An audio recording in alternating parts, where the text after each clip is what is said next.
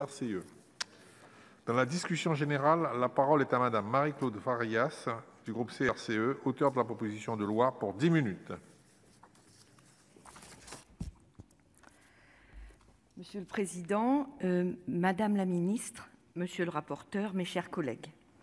En 2006, la loi sur l'eau et les milieux aquatiques, l'EMA, a affirmé dans son article 1er l'existence d'un droit à l'eau en indiquant que l'usage de l'eau appartient à tous et chaque personne physique, pour son alimentation et son hygiène, a le droit d'accéder à l'eau potable dans des conditions économiquement acceptables par tous.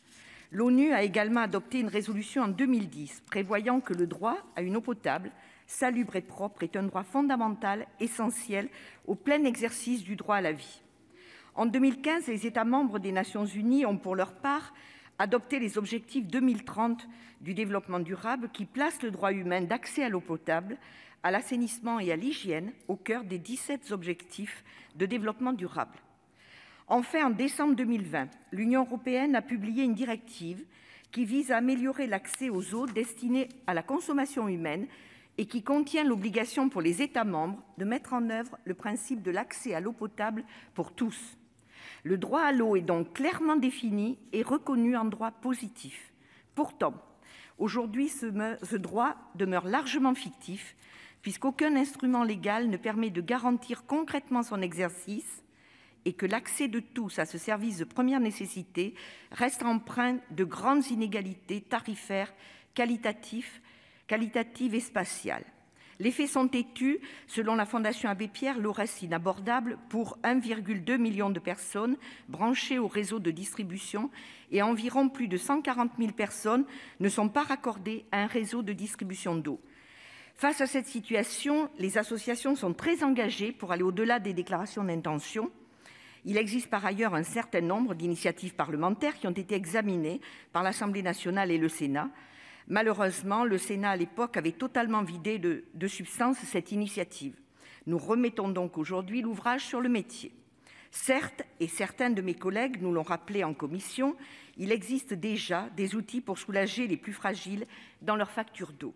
La loi Brottes a ainsi permis une expérimentation de tarification sociale qui s'applique jusqu'au 15 avril 2021, c'est aujourd'hui, et l'article 15 de la loi Engagement et proximité de l'automne dernier a pérennisé dans la loi cette boîte à outils, chèque eau, allocation eau, tarification sociale, gratuité. Pour autant, le caractère optionnel de ce dispositif, en réalité assez peu utilisé par les collectivités, ne permet pas de garantir effectivement le droit à l'eau. En effet, si nous considérons qu'il s'agit d'un droit universel, alors l'État doit adopter les mécanismes législatifs adéquats. Pour cette raison, nous proposons ainsi la mise en œuvre d'un dispositif universel d'accès applicable en tout point du territoire et pour tout le monde, raccordé ou non, permettant l'égalité de tous nos concitoyens devant la loi et dans leurs droits. Pour cela, nous demandons la mise en place d'une gratuité dont le niveau est à définir. Et je vous rappelle que nous nous gardons bien de définir le niveau de gratuité en indiquant seulement ce qui est nécessaire à la dignité humaine. Ainsi, nous estimons que nous pourrions poser cette gratuité pour tous à 5 litres par personne et par jour, un coût largement acceptable pour le service public local, quel qu'en soit le mode de gestion. Ces 5 litres correspondent à une nécessité vitale. Ainsi, le coût de cette mesure serait lissé entre les usagers selon un principe de solidarité.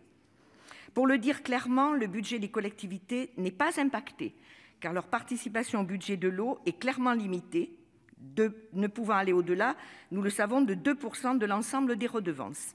Leurs moyens ne sont donc nullement affectés par cette proposition de loi. Il s'agit donc bien d'un principe de solidarité au sein même des usagers. Par ailleurs, pour répondre à la nécessité de permettre l'accès à l'eau de toutes les personnes qui n'ont pas ni compteur ni accès, nous souhaitons la mise en place d'une obligation à la charge des collectivités locales de permettre l'accès à la ressource pour les plus démunis par des fontaines, sanitaires et douches publiques.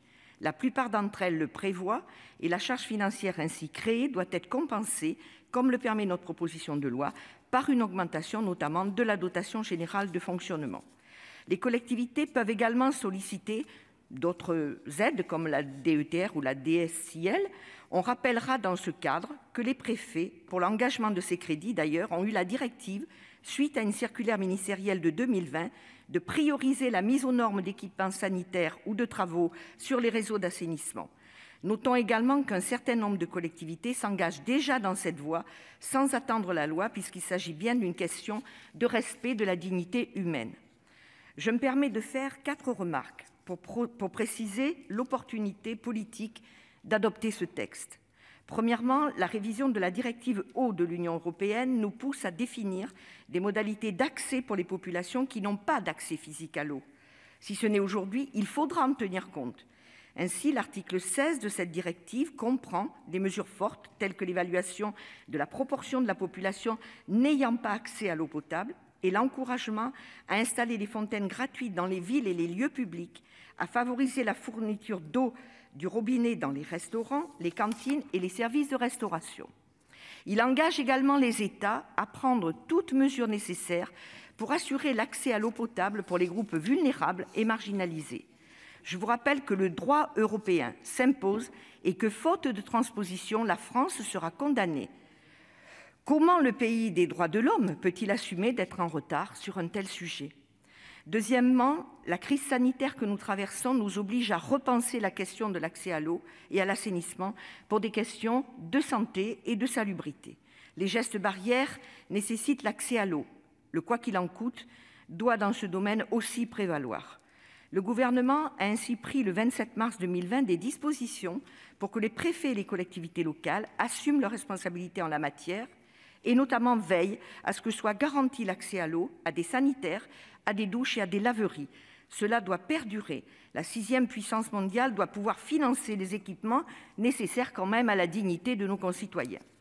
L'argument de gaspiller la ressource n'est pas justifié alors que la consommation moyenne constatée est de 140 litres par jour et par personne.